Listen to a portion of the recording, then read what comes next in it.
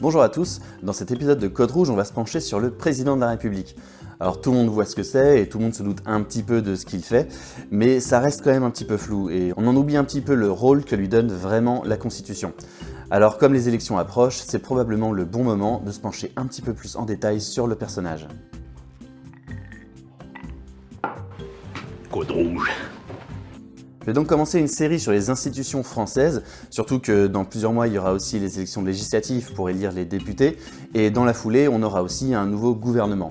Et quand on aura vu dans le détail tout ce beau monde, on pourra se poser la question de la nature de notre régime. Est-ce que c'est un régime présidentiel, parlementaire ou semi-présidentiel ? Mais pour aujourd'hui on va se concentrer sur le gros du morceau, le chef qui est là pour cheffer.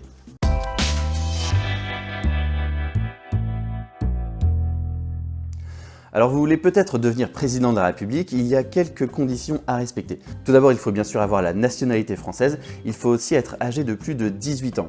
Et avant 2011, il fallait même être âgé de plus de 23 ans.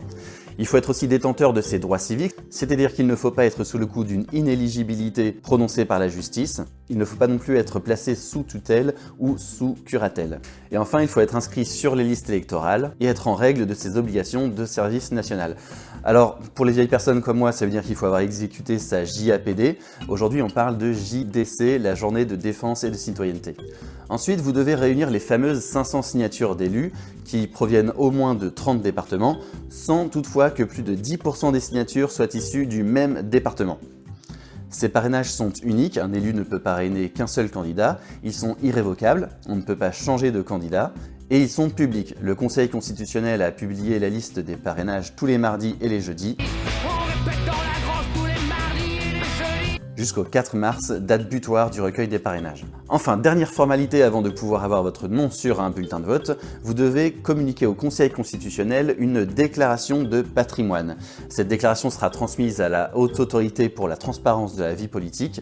Cette HATVP, c'est l'autorité qui a été créée après l'affaire Cahuzac pour moraliser la vie publique. Voilà, après il n'y a plus qu'à voter. Pour la petite histoire, les deux premières élections présidentielles de la Ve République, en 1958 et en 1965, ont eu lieu à la fin de l'année, en décembre. Et par la suite, en 1969, De Gaulle démissionne le 28 avril, après la victoire du non au référendum sur la réforme du Sénat. Donc l'élection se tient dans la foulée en juin 1969. Par la suite, en 1974, Pompidou décède le 2 avril, et l'élection est organisée début mai. Comme à partir de ce moment, le mandat des présidents prend fin autour du 15 mai, le premier tour a lieu un mois avant, vers la mi-avril. L'article 7 de la Constitution indique que l'élection doit avoir lieu au moins 20 jours et au plus 35 jours avant la fin du mandat, donc en gros un mois. On le sait, le président est élu au suffrage universel direct, c'est-à-dire que tous les citoyens en âge de voter et détenteurs de leurs droits civiques pourront voter les 10 et les 24 avril prochains. Si un candidat remporte la majorité des suffrages dès le premier tour, il est élu. Et si aucun des candidats n'est élu au premier tour, les deux arrivés en tête passent au second tour, organisé 14 jours plus tard. Et cette fois-ci, c'est celui des deux qui arrive en premier qui remporte l'élection. Voilà, mais ça c'est valable pour aujourd'hui. Au début de la Ve République, c'était très différent. La Constitution actuellement en vigueur a été adoptée en 58, mais ce n'est qu'à la deuxième élection du président en 65 qu'il a été élu au suffrage universel direct. Avant ça, il était élu par un collège d'électeurs, comme les sénateurs. Et ça, c'est parce que c'était pas prévu qu'il soit le chef de l'exécutif. Le chef de l'exécutif, au départ, c'est le Premier ministre. Les rédacteurs de la Constitution voyaient le président comme une clé de voûte du régime, une sorte d'arbitre en fait entre le gouvernement et le Parlement, mais au-dessus de la mêlée, au-dessus des partis. Et d'ailleurs, ça c'est le rôle traditionnel des chefs d'État dans les autres démocraties parlementaires, que ce soit en Allemagne, en Italie, au Royaume-Uni, en Belgique. En fait, en Europe, la France fait vraiment figure d'exception, et pour trouver un modèle qui diffère du parlementarisme classique, il faut aller voir du côté des États-Unis ou de la Russie, ou alors du côté des régimes inspirés par les États-Unis ou par la France, en Amérique latine ou en Afrique. Mais revenons en 1962. De Gaulle décide de renforcer la légitimité du président de la République. À l'époque, il vient de réchapper à l'attentat du Petit Clamart, où sa Citroën a été criblée de balles le 22 août. Ouais, en termes de violence politique, on est un cran au-dessus d'aujourd'hui quand même. Là, il commence à se dire qu'il n'est pas éternel et que ses successeurs n'auront pas son aura de chef de la résistance, et que donc après lui, le jeu des partis et des coalitions et de l'instabilité surtout, qu'on a connu sous la 4ème République, reprendra. Et c'est pour ça que le 12 septembre 1962, le Conseil des ministres va proposer une révision de la Constitution pour que le président soit élu au suffrage direct. Et on va se pencher sur la procédure utilisée parce qu'elle est spéciale et qu'elle est très critiquée encore aujourd'hui par les juristes. La révision de la Constitution, normalement, c'est très simple, elle est prévue par l'article 89. Donc la révision doit être adoptée en termes identiques par l'Assemblée nationale et par le Sénat, en fait comme n'importe quelle loi, et ensuite elle est ratifiée soit par référendum, soit par les 3/5 des voix du Parlement, Assemblée et Sénat, réunis en congrès à Versailles. Sauf que De Gaulle ne va pas appliquer cet article 89 parce qu'il ne veut pas passer par le Parlement. Il va appliquer l'article 11. Cet article 11 permet de soumettre directement à référendum tout projet de loi portant sur l'organisation des pouvoirs publics. Le critère ici de l'organisation des pouvoirs publics est pris dans un sens très large et il va inclure la révision de la Constitution. Mais je l'ai dit, cette interprétation, elle est très critiquée. Et aujourd'hui, la majorité des juristes sont d'accord pour dire que la révision de la Constitution, c'est l'article 89, point barre. Mais cet article 11 va être à nouveau utilisé par De Gaulle pour modifier la Constitution en 1969, cette fois-ci pour réformer le Sénat. Mais le non l'emporte, la réforme n'est pas adoptée et le général démissionne. Par la suite, l'article 11 n'a plus jamais été utilisé pour une révision de la Constitution. Enfin, autre transformation du mandat du président, sa durée a été portée de 7 à 5 ans en 2000. Là encore, c'était par référendum, mais cette fois en passant par l'article 89, calmement, sans déclencher de syncope ni aux parlementaires ni aux juristes. Et à ce jour, c'est d'ailleurs la seule fois où le référendum prévu à l'article 89 a été utilisé, puisque tous les autres référendums ont été pris en application de l'article 11, et que toutes les autres réformes de la Constitution ont été ratifiées par le Parlement réuni en congrès, et pas par référendum.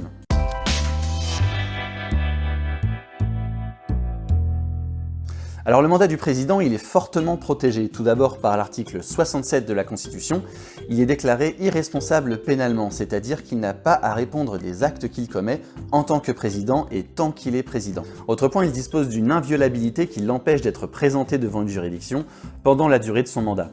Tant que le président est en exercice, il ne peut pas être jugé, même pour des faits antérieurs.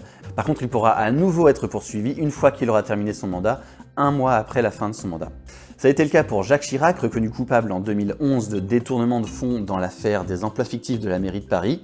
Cette affaire, elle a démarré en 1999 pour des faits qui remontaient aux années 80, à l'époque où il était maire de Paris, mais il n'a pu être mis en examen qu'en 2007, une fois son mandat de président terminé.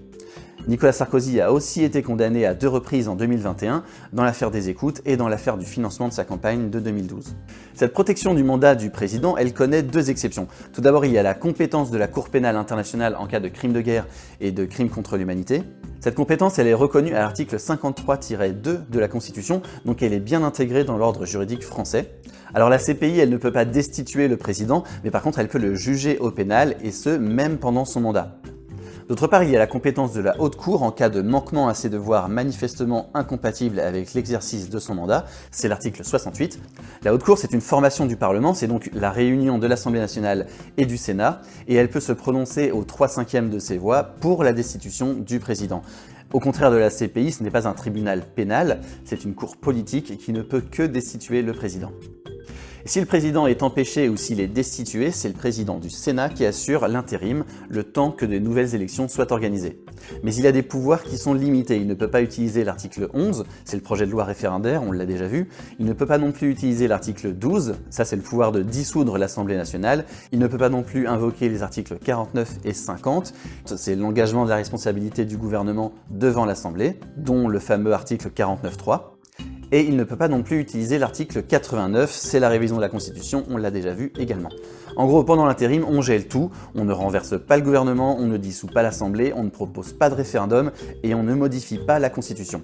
En revanche, le fameux article 16 sur les pouvoirs exceptionnels reste à la disposition du président par intérim.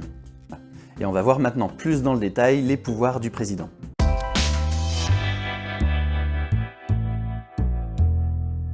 Donc le président a des pouvoirs particulièrement étendus dans le régime de la Ve République, c'est en partie pour ça qu'on parle souvent de régime présidentiel. L'article central pour les pouvoirs du président, c'est l'article 5 de la Constitution, et pour la peine, je vais vous le lire en entier. Le président de la République veille au respect de la Constitution, il assure par son arbitrage le fonctionnement régulier des pouvoirs publics, ainsi que la continuité de l'État. Il est le garant de l'indépendance nationale, de l'intégrité du territoire et du respect des traités.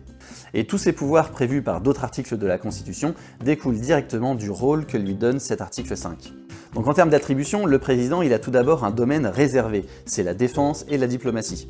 On l'appelle domaine réservé parce que le président reste maître de ce domaine, même en période de cohabitation, lorsque le gouvernement n'est pas du même bord politique. Donc ce domaine réservé, il tire son fondement dans l'article 5, parce que le président est le garant de l'indépendance nationale, de l'intégrité du territoire et du respect des traités, mais il tire aussi son fondement dans l'article 15 de la Constitution, le président de la République est le chef des armées, et dans l'article 52, le président de la République négocie et ratifie les traités. Et donc c'est lui et pas le Premier ministre qui siège par exemple au Conseil européen avec les premiers ministres des autres pays, avec Olaf Scholz, Boris Johnson ou Mario Draghi. Et c'est lui qui peut faire usage de l'arme nucléaire et pas le Premier ministre. Mais tout ça relève plus d'une pratique politique que de dispositions constitutionnelles, puisqu'en fait aucun texte ne précise qui siège au Conseil européen par exemple. Et parmi toutes les autres attributions du président qui sont, elles, prévues par la Constitution, il y a deux catégories. Il y a d'un côté les pouvoirs propres et de l'autre les pouvoirs partagés. Les pouvoirs propres sont exercés seuls, ils ne nécessitent pas la signature d'un autre ministre, et c'est le cas pour les pouvoirs suivants. Tout d'abord, la nomination du Premier ministre, c'est l'article 8, alinéa 1er. Alors c'est logique, avant que le gouvernement soit nommé, le président doit nommer un Premier ministre, donc pas besoin de la signature d'un ministre qui n'est pas encore nommé. Il y a aussi le projet de loi référendaire, c'est l'article 11, on l'a déjà vu. Le président peut donc proposer une loi directement devant le peuple sans passer par le Parlement. C'est aussi le pouvoir de dissoudre l'Assemblée nationale, article 12, c'est-à-dire qu'il a le pouvoir de renvoyer les députés. Alors attention, c'est seulement les députés et pas les sénateurs, et donc de provoquer de nouvelles élections législatives. Aujourd'hui, c'est très rare puisque le mandat du président et le mandat des députés coïncident. Ils sont élus à quelques mois d'intervalle et pour la même durée. Mais du temps du septennat, c'était bien plus courant. Le président, une fois élu, voulait s'assurer d'une majorité claire à l'Assemblée nationale pour appliquer son programme. Et donc, il y a eu des dissolutions en 1962, en 68, en 81, en 88 et enfin en 97. Ça a été la dernière fois que cet article 12 a été utilisé. Parmi les pouvoirs propres, il y a également l'exercice des pouvoirs exceptionnels de l'article 16. En cas de crise grave et immédiate, il permet au président de prendre toutes les mesures exigées par les circonstances. Ça donne donc des pouvoirs extrêmement larges, mais c'est aussi dans des circonstances qui sont très rares, puisque la dernière application de cet article remonte à 1961, en pleine guerre d'Algérie. Et par exemple, il n'a pas été invoqué ni pour les attentats, ni pour la pandémie, où l'état d'urgence et l'état d'urgence sanitaire ont été préférés. Et depuis la révision constitutionnelle de 2008, l'exercice de l'article 16 est plus encadré. Après 30 jours d'application, le Conseil constitutionnel peut être saisi pour examiner si les conditions sont toujours réunies, et après 60 jours, il peut se saisir lui-même et autant de fois qu'il le veut pour procéder au même examen. Bon, reste à savoir s'il a le pouvoir de mettre fin au pouvoir exceptionnel. Normalement non, mais il pourrait très bien se déclarer compétent quand même. Parmi les pouvoirs propres du président, il y a aussi le droit de message au Parlement, c'est l'article 18, ou la saisine du Conseil constitutionnel pour examiner les traités et les lois, articles 54 et 61.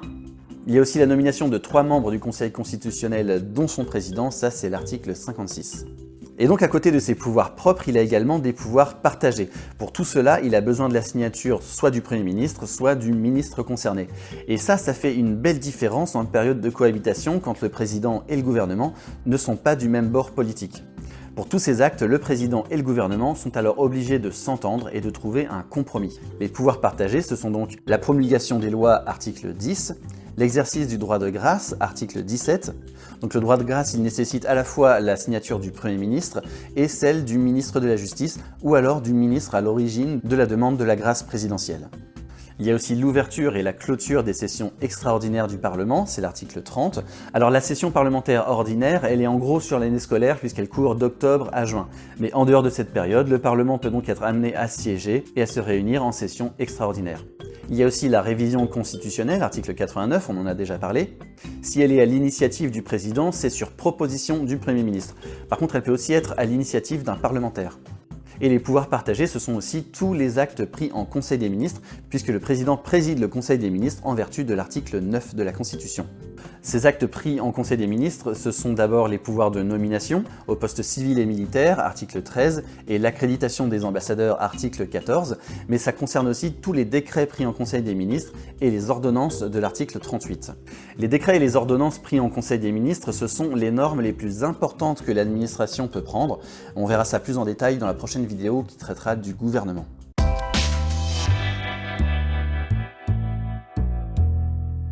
Donc le président de la République est le personnage central des institutions de la Ve République, au moins pour deux raisons. Tout d'abord parce qu'il dispose d'une forte légitimité, parce qu'il est directement élu par les Français, et d'autre part parce qu'il possède des pouvoirs étendus qui sont prévus par la Constitution.